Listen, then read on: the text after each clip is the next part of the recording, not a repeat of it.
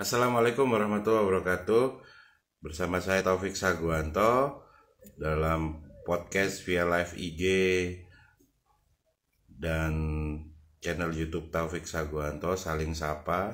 Pada hari ini tanggal 17 Oktober 2020 kita ngambil tema suara-suara di balik suara-suara berkarakter dan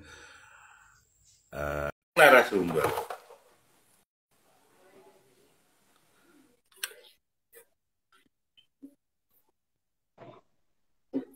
Assalamualaikum warahmatullahi wabarakatuh. Waalaikumsalam warahmatullahi wabarakatuh. Ampun. Suaranya baru ngomong salam aku udah suara kayak berwibawa banget suaranya. Nipu. Enggak nipu, emang bener. Anda juga orang yang layak dijadikan suri toladan karena emang kelihatan seorang yang sudah berhijrah dan saya harus belajar kan. Saya harus banyak belajar dari Om Taufik. On proses ya, semua lagi on proses, lagi berubah jalan. Insya Allah. Jadi seperti halnya yang sekarang barusan ini ya, ambil dubber suara untuk serial India ya. Iya, baru banget selesai, Keren. Kebetulan lagi di studio juga, lagi di studio Bos Channel di. Almost dalam sehari kan studionya nggak satu ya, otomatis kan? Enggak. Kan banyak studio kan, otomatis iya, yang butuh dubber kan banyak studio. Iya benar. Dalam sehari bekerja gitu kan, ini kan di dunia bagian dari dunia entertain ya, yang jamnya itu kan nggak kayak jamnya orang kantoran. Benar. Biasanya rata-rata dalam sehari itu berapa jam untuk habiskan waktu? Kalau untuk nggak bisa dipukul rata, untuk setiap dubber tuh nggak bisa dipukul rata. Nggak bisa. Masing-masing untuk punya jam terbang masing-masing dan kesibukan masing-masing. Karena kalau jam terbang menentukan cepat lambatnya ya. Benar. Ya. Keren. Jadi beruntung sekali bahwa podcast Saling Sapa via live IG dan YouTube channel Taufik Saguanto kedatangan, kalau buat aku legend ini. Karena suaranya mulai, iya serius, jadi mulai zaman aku kuliah suara ini sudah nggak asing buat aku. Loh, emang pernah nonton apa, Om? Samurai X. Hah? Samurai X? Iya. Zaman aku kuliah kan? Lah itu aku, Om. Lah ya udah, makanya Samurai X itu suaramu. Jadi buat aku sudah suara yang bahkan kalau di style Jepang nggak nyampe ke hatiku film Samurai X. Oh gitu. Iya dong, gitu loh. Samurai yang kalau kesini nggak tajam, kesini yang tajam. Oh iya, benar. Iya. Pembantai.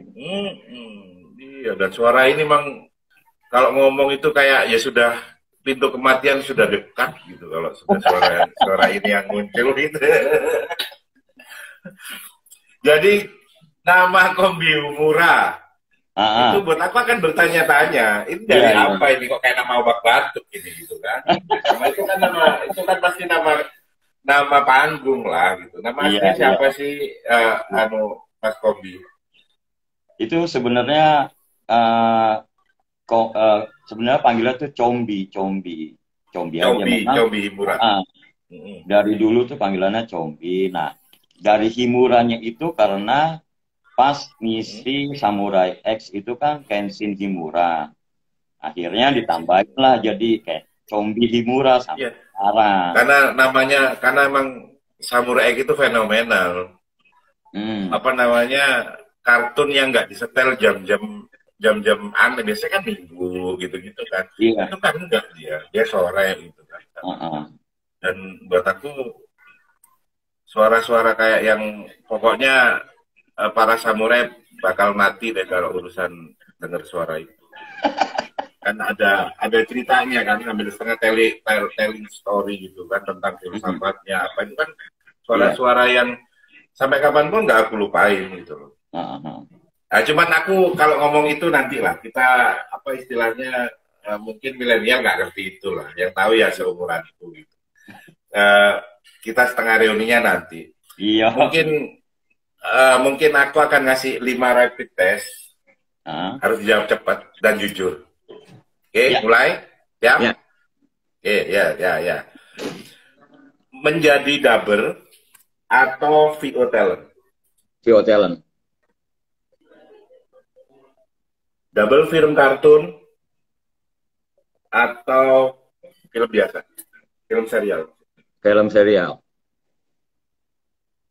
Double pemeran utama atau double pemeran pembantu? Peran utama. Mencintai atau dicintai? Apa? Mencintai atau dicintai? Mencintai. Bapak yang baik atau suami yang baik? Bapak yang baik.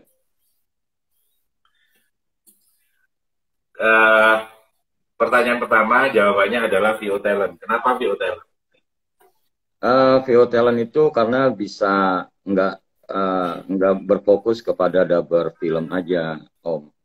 Jadi kalau VO talent VO talent itu bisa kita mengembangkan diri itu bisa untuk iklan, bisa untuk company profil, karena semua itu berhubungan dengan voice gitu. Kalau hanya untuk dubber, ya mungkin hanya untuk dubber. Sebenarnya sama sih, hitungannya sama. Cuma beda ininya aja untuk pengucapan dubber dan VO talent. Gitu. Oh, itu ada sendiri-sendiri ya? Iya. Apa mungkin karena VO talent lebih disukai karena kerjanya nggak lama dan bayarannya lebih gede? Nggak juga.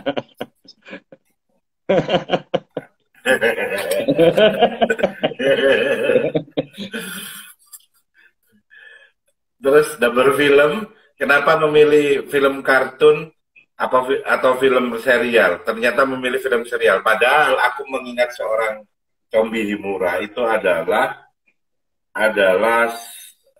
film kartun. Iya. Terutama Samurai X. Jadi begini, Om. Untuk film kartun, kalau bagi saya itu saya nggak bisa untuk film kartun yang kayak Doraemon atau ya suaranya keselepan ya. Jadi kalau genre itu Mighty Mouse nggak main di situ deh. Jadi untuk nggak main di situ lah gitu. Jadi saya coba untuk Samurai X memang itu genre filmnya itu kan untuk dewasa, agak-agak dewasa sih, ya. Dewasa sih emang iya. Film kartun dewasa, iya. Benar. Dan agak mikir gitu kan nggak suaranya yang ada lucu-lucunya, benar. Dan itu juga semua kan melalui proses pengcastingan, Om. Karena suaranya itu harus datar. Ya. Datar, karismatik, juga serem gitu kan ya. Serem tapi nggak kasar. Dia kan datar gitu. Benar. Bawanya itu keren banget. Makanya aku inget banget dan itu kuat di telingaku. Suaranya orang ini kok kayaknya yang membawa aku dewasa gitu. Tapi Om jangan salah, Om. Itu kenapa? Dubber asli dari Jepangnya, seiyu Jepangnya itu wanita, Om. Hah? Suaranya? Beneran, dubbernya itu seiyunya itu dia wanita. Jadi film Samurai X itu Rurouni Kenshin di beberapa negara memang disuliswarakan. Gitu. Nah kebetulan waktu di Indonesia, nah studio kami yang dulu namanya Studio Saari untuk SCTV itu itu. Nah sebelum melakukan dubbing itu kita melakukan proses casting, Om. Oke. Jadi masing-masing. Jadi benar-benar sama gambar harus matching gitu ya. Iya. Dan dubber itu nggak masalah ya, andai kata ini aslinya cowok tapi disuarakan sama seorang cewek itu nggak masalah ya, penting pas sama gambarnya gitu. Iya, nggak sebenarnya dia kalau si Kenshin ini orangnya eh, ada segi feminisnya juga, ada Oke, segi oke, karena karakternya ada gitu ya. hero-nya juga. Mm-mm. Nah, itulah salah satu yang harus dikuasai oleh dubber untuk bisa memainkan Betul. karakter, memainkan intonasi. Karakter dari suara, pakai intonasi karakternya itu buat Mm-mm. aku gila tuh, berakting dengan suara aja itu buat aku nggak ada. Itu luar biasa dan aku harus belajar, banyak belajar. Sama saya juga. Terus terus kenapa memilih dubber pemeran utama? Apalah pemeran utama jauh lebih diingat, kayak waktu Mas Combi itu jadi Samurai X, karena aku sampai ingat padahal itu berapa tahun yang lalu, itu masih belum punya Iya, anak kan, masih kuliah. Ya, ya alhamdulillah sih saya selalu selalu peran peran utama ya. dikasih itu untuk peran utama dan itu adalah amanah dan saya harus jaga dan saya selalu mengembangkan Keren. memberikan yang terbaik karena itu kan etalase saya. Jadi saya untuk totalitas dalam mendamping kayak gitu. Terus aku tarik ke belakang gitu. Hmm. Memang ini cita-cita atau kita semua tahu lah Ferry Fadli siapa, Iya, terus main-main. Eli Ermawati siapa. Uh-uh. Masa kecil kita kan menghabiskan masa kecil kita untuk mendengar suara-suara beliau kan. Iya, sebenarnya ini Kan gitu. Kita mm-mm, apa cita-cita atau gimana? kebablasan. Kejeblok. Kebablasan yang enak ya. Kejeblos tapi enak gitu ya. Diikuti Jeblok. lama-lama. Awalnya tuh Eh, nggak nyangka bisa seperti ini, Om. Cita-citanya apa itu, anu Mas Cobi? Dulu malah cita-citanya tuh mau jadi peneliti arkeolog. Oke, Karena luar dulu saya biasa. demennya nontonnya tuh film James eh, apa tuh yang arkeolog itu siapa nak? Indiana Jones. Arkeolog si Indiana Jones. Iya, semua Ya, cowok iya. Semua anak ya. cowok saat itu impiannya iya. Iya, masuk-masuk kemana-mana gitu kan. Masuk Iya, ke apa, meneliti-neliti tempat-tempat yang nggak dijangkau orang, atau mas iya, tadi apa, bukti-bukti masa lalu gitu. Lebih seneng kayak gitu ya malah ya. iya. Arkeolog ya. Heeh. Mm-mm. Jadi untuk pas masuk ke dunia dubbing ini tuh tahun 96 lah, Hmm? 96 akhir. Tapi sebelumnya saya Ceritanya, udah mm-mm, ceritanya gimana? Yang nyadarin suara lu tuh bagus loh gitu. Suara lu tuh berkarakter, yang karena ini nggak bisa ini ini talent, namanya talent tuh kan gift ya. Nggak bisa mm-mm. suara itu ya emang enak dari sononya gitu. Heeh. Nah, itu Sebenarnya gimana ceritanya? Yang nyadarin, yang menyadarkan dirimu lah, Mas. heeh, awalnya itu saya juga nggak nyangka. Dulu suara saya juga Hmm. dulu nggak seperti ini. Hah? Suara saya tuh Modif dulu ya? Kayak NMAX aja dimodif. Soalnya kenapa saya nyebut NMAX dimodif? Karena NMAX beliau itu keren banget dimodif. Sama kita suka, sama-sama suka Max gitu. nggak. Jadi ada waktu itu saya dulu di studio Artisco Pondok Pinang. Hmm. Saya tes nih, suara saya sih Hmm. biasa-biasa aja. Cuma Menurut ada, perasaan dirimu saat uh-uh, itu. jadi Eh, ada PD pengarah dialog yang melihat potensi itu di diri saya, di suara saya. Ini anak suara bagus, asal bisa dicetak kayak gitu. oke, oke, oke. Nah akhirnya saya ya udah terjun mengolah terus kayak gitu. Ada trainingnya, ada latihannya sebelum. Kalau dulu tuh nggak ada mas.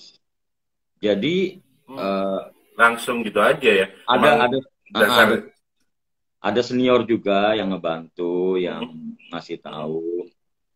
Kalau sekarang kan ada pelatihan, ada banyak pelatihan. Kalau dulu tuh sama sekali Hmm. nggak ada. Jadi kita Hmm. learning by doing kayak gitu.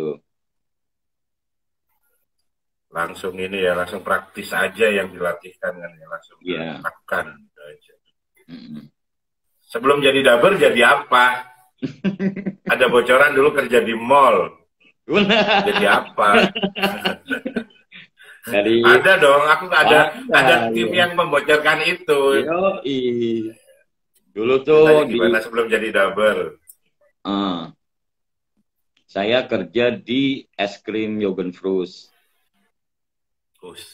Itu di Enak tuh, Pondok. es krim enak tuh. Di Ini ya, PI. PI Mall, Pondok Indah. Nah, Berapa tahun? Pernah jualan es krim berapa tahun? ada 2 tahun atau ya sekitar 2 tahunan lah. 2 tahun ya kalau nggak Buat ini salah ya, ya. istilahnya buat batu loncatan ya. Ya istilahnya ya daripada nganggur lah yang kerja-kerja gitu. Nah Batu kebetulan loncatan. ada teman saya yang di PH. Nah itu kan untuk sulis suara, untuk dubbing itu adalah hal yang baru. Nah saya diajak tuh, saya diajak untuk datang, saya ke studio itu. Ini apa sih dubbing apa sih gitu loh. Nah, kan aneh itu. Nah akhirnya saya masuk dan ternyata saya suka sesuai dengan passion saya gitu loh. Dari Suka nonton film juga ya. Akhirnya sampai sekarang saya jadi dubber gitu. Keren tuh. Jadi diawali berkarir sebagai penjual es krim 2 tahun. Terus kemudian karena punya temen di di production house di PH, kemudian diajakin, dikenalin sama yang dunia dubber. Terus kepercayaan pertama saat itu sulis suara untuk film apa? Pertama banget, atau jadi VO talent untuk apa gitu? Untuk pertama itu berat banget Mas, itu Om. Karena apa? Ketika itu saya masih anak baru, masih usia 3 bulan untuk dubbing. Saya dipercaya untuk menjadi peran utama di telenovela gitu. Elif? Bukan, Elif itu yang kemarin-kemarinnya. Dulu baru ya Elif hitungannya ya. Kalau dulu itu judulnya tuh tahu. Yang pemainnya Maria Mercedes ya. Itu Rosalinda kemarin-kemarin. Ini ada yang lebih awal lagi. Oh, lebih awal lagi Rosalinda. Rosalinda itu aku masih sekolah loh. Aku udah dubbing. Kebayangkan umur itu. Ya. Berarti berbayang dong berapa katanya. Ya. Aku dulu Rosalinda itu bukan belum pertama. Yang pertama malah apa? Dulu kalau nggak salah ingat saya itu judulnya Prisionera di Amor. Kalau dalam bahasa Indonesianya itu Belenggu Cinta. SCTV juga. SCTV zaman itu. Jadi peran utamanya itu nggak bisa melanjutkan. Nah akhirnya dicari dubber yang memiliki suara yang ada karakter mirip dengan peran utama itu. Nah di casting lah. Oh itu gara-gara ada seorang tulis suara karakter yang dia di tengah out menggantikan tiba-tiba langsung. Iya saya dulu jadi kayak replacement dubber kayak gitulah. Nah setelah dubber dulu Pak. Nah setelah itu langsung saya casting, cocok. Nah mulai itu saya jadi peran utama di film telenovela itu. Saya memberikan yang terbaik. Ya terus dia tuh langsung tuk job langsung. Udah mulai cinta sama pekerjaan ini gitu kan? Iya, I love this job. Cinta pekerjaan. Tapi yang kuat lagi tuh karakternya terakhir itu yang Elif. Iya. Itu udah nikah aku. Paman Salim. Paman Salim. Iya. Suaranya kan berkarat. Orangnya ganteng tinggi. Itu suaranya matching banget nih orang. Iya. Iya kalau Elif itu udah kemari-marian sih. Udah baru. Kalau VO Talent itu yang pertama kali inget gak? Jadi suaranya di produk apa, di event apa gitu? Eh, lupa ya, udah banyak sih. Tapi yang paling saya ingat tuh saya di BRI. Oke. Karena itu dubbingnya itu take-nya bareng sama My Idol juga, idola saya sama Ibu Christine Hakim waktu itu. Oh, keren ya. Uh-uh. Kalau Jadi nggak salah apa dulu, ya, suara itu memang akhirnya jadi karakter sebuah produk itu juga bisa. Kayak umpamanya sekarang film-film RCTI zaman dulu kan pakai suara. Kan kita jadi penasaran siapa sih di balik suaranya RCTI kalau buat acara. Itu karakternya kuat banget dari suara seseorang, dari VO talent seseorang. Yang pertama kali itu malah, jadi untuk VO talent idolanya siapa tadi? Mas Combi? kalau Vio Talent tuh saya dulu tuh sama Bapak Asdi Suhastra. Yang suara Eh, familiar banget ya. Sandiwara Saur Sepuh itu, Om. Betul. Oh Jadi iya iya kayak iya iya iya. Iya. kayak begini nih. Baiklah, pendengar sekalian, saat ini Iya, inilah ingat, ingat. episode selanjutnya pada kisah yang lalu diceritakan. MC Saur Sepuhnya. Ya, dia tuh narasi yang membuka narasi. Narasinya Nak Saur Narasi. Sepuh. Termasuk suara Saur Sepuh itu ya Ibu Maria Untung itu sampai 21 itu legend itu suaranya. Legend itu guru-guru saya semua itu. Dulu juga saya pernah ikut dubbing sama Ibu Maria Untu karena kan dulu Ibu Maria Untu kan punya PH juga tuh. Gitu. Keren. Jadi apa ya di balik suara ini berarti bukan hal yang mudah ya. Ada gurunya, kayak punya kehidupan di balik layar gitu ya. Iya, keren ya. Benar. Karena kita kan dijulukinnya juga kan artis alam gaib.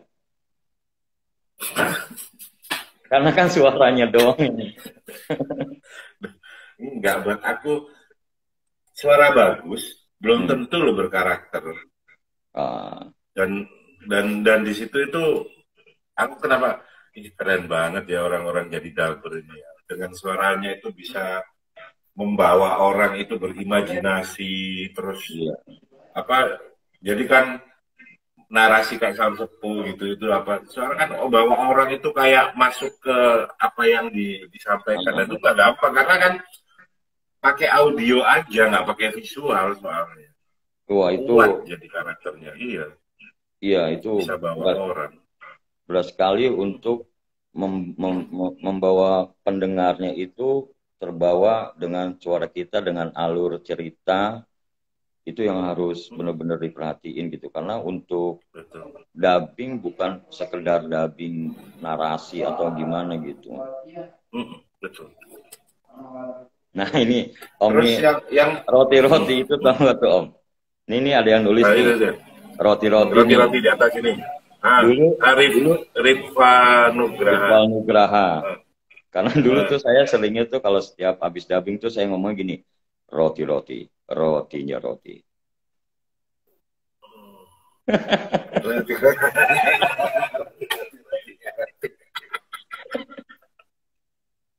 Jadi tuh ini ada yang nanya tip apa latihan dubbing untuk apa itu gimana tipsnya? Oh, ini tip dasarnya apa dasar untuk jadi dubbing tuh sebenarnya tuh kita ya apa sih? Huruf nggak boleh ini ya, cadel ya? Iya. Jelas ya. A I U E O, A I U E O. Itu pasti hancur. Konsonan juga. Karena kalau untuk cadel sih ya bisa juga untuk dubbing karena kalau misalnya ada karakter yang orang yang memang cadel ya itu ya butuh orang cadel beneran. Cuma kan jarang untuk karakter seperti itu ada di film gitu loh. Ya palingan kan ada kacau disebut KRT itu agak aneh. Kalau dulu sih saya sering tuh kalau itu baca koran cepet itu untuk melatih lidah Oh juga gitu. untuk intonasi, untuk artikulasi lebih jelas lagi. Ingat dibaca ya, bukan dibaca dalam hati. Ya hancur aku kalau baca gini hancur sumpah. Heeh. Kok nggak satu alinea selamat itu bagus sudah kalau aku hancur. Iya, iya, iya. Terus apa namanya ini apa yang bicara tentang jadi Uncle Salim. Oh ya, serial.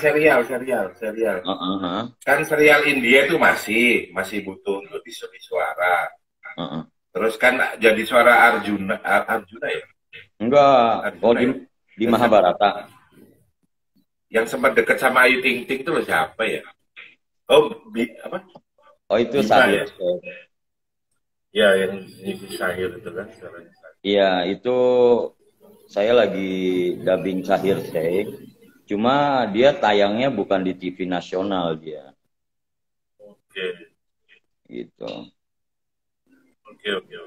Mm. Terus ini apa namanya? Yang tadi itu kan bilang kalau serial itu lebih lebih enak kenapa?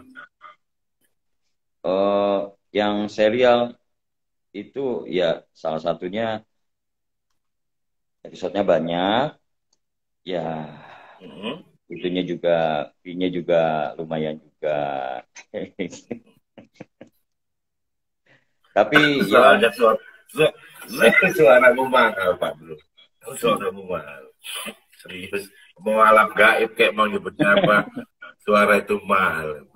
hmm, Terus sekarang mau bagus kayak apa gitu? Ketika butuh narasi terus narasinya suaranya nggak berkarakter yuk apa itu? iya, iya, iya, iya. Hmm, iya, itu suara mahal banget. Nah, terus aku lanjut tadi ya. Iya. Pertanyaanku kan tadi yang belum dijawab kan ini larinya bukan di soal profesionalnya, justru di keempat tadi mencintai atau dicintai. Oh, tadi saya jawab apa sih Mem, mencintai? ya, mencintai. Kata Iya. kerja. Men. Hmm. Mencintai. Karena lebih enak Hmm, mencintai ya, Om, daripada dicintai. kok bisa? Kok bisa? Nah, kita bisa mencintai siapapun, kita bisa mencintai seluruh Hmm, makhluk, bukan kepada manusia, ya kepada bukan. alam semesta ini aja. Kita bisa mencintai gitu. Kayaknya kesannya Tanpa menunggu, kalau untuk dicintai nunggu doang, ya, kesannya kita pengen tuh kayak nunggu dicintai ya. doang. Ah, Hmm, kayak nunggu pasif gitu. mm-mm. Tadi kenapa kok jadi bapak yang baik daripada suami yang baik? Karena bapak yang baik, karena bapak itu kan bisa ke istri, kita jadi baik. Ke teman, kita jadi baik. Kalau suami kan cuma istri aja tuh. Kayaknya kesannya, aku ini hanya milik istriku. Padahal aku juga milik motorku gitu Yo, kan. Yo, padahal aku milik.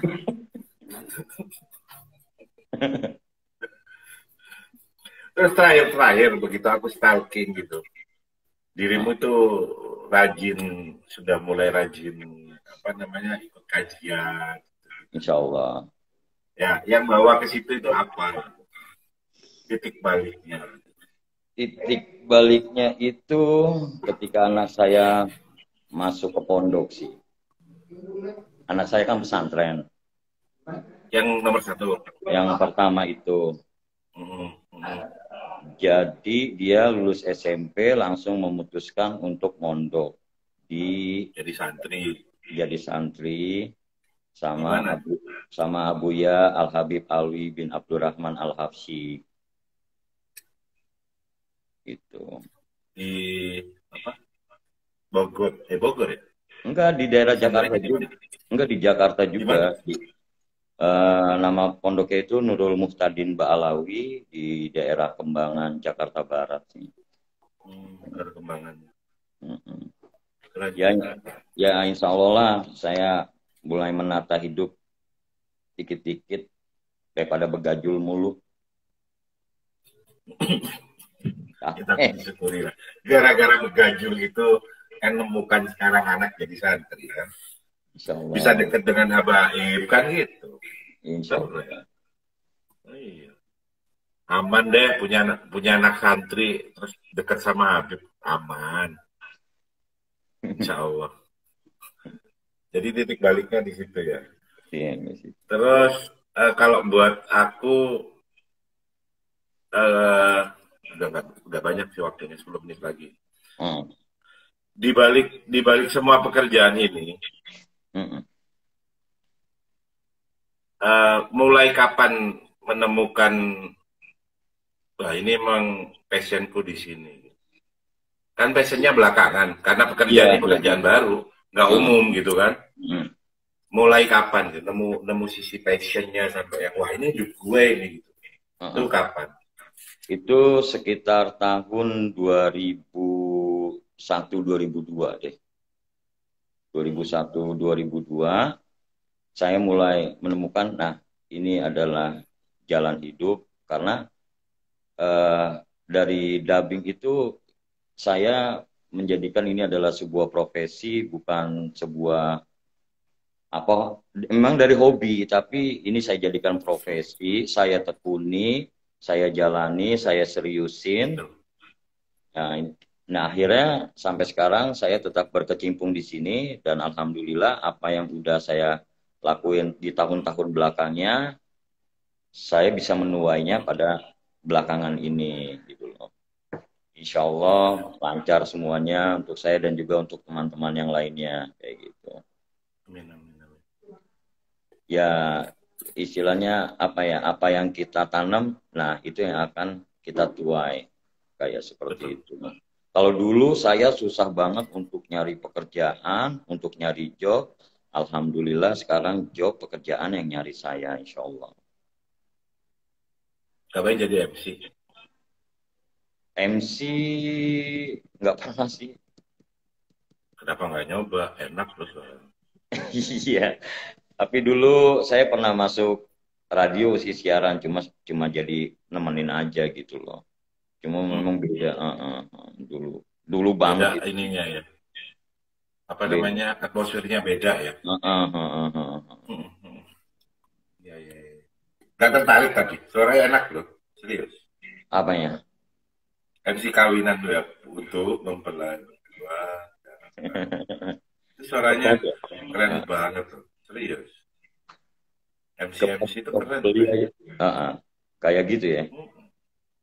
Kepada seluruh tamu undangan. Nah, itu rasanya kayak di 21 itu, serius. Orang pasti pas lagi makan pasti gini. Iya. Take attention, suaranya beda. Percaya nggak? MC itu sering loh, dia ngomong apa orang tetap ambil makanan. Biarpun suaranya enak. Tetapi kalau suara itu khas-khas yang orang sesibuk apapun begitu kayak waktunya apa?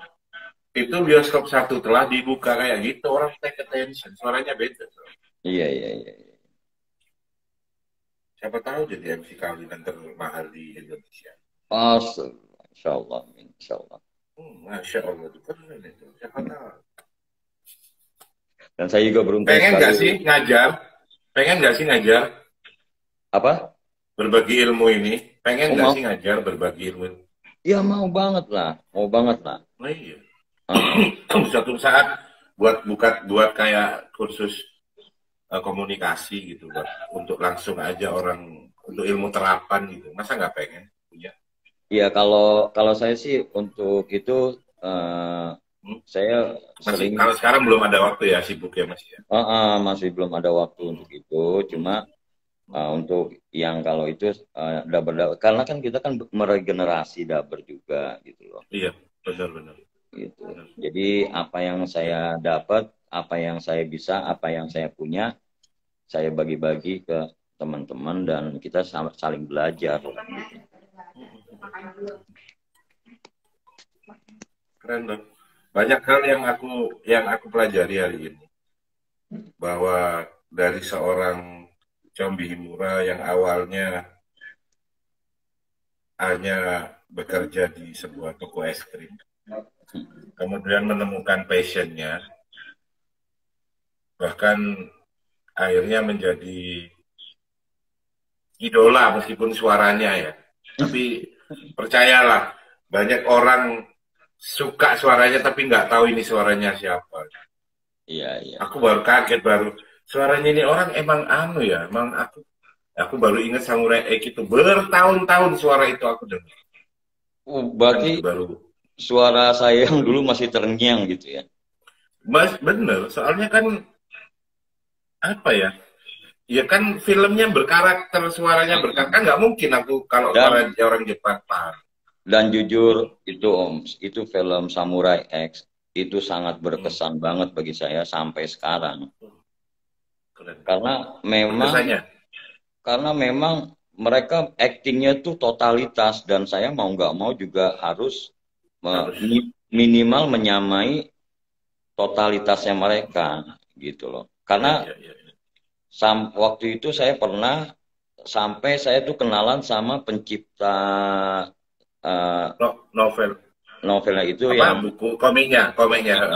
si namanya Sensei Nobuhiro Watsuki kalau nggak salah. Nobushiro, iya, Nobuhiro Nobuhiro anu Watsuki. Watsuki. Iya, Betul. karena ada Komikusnya.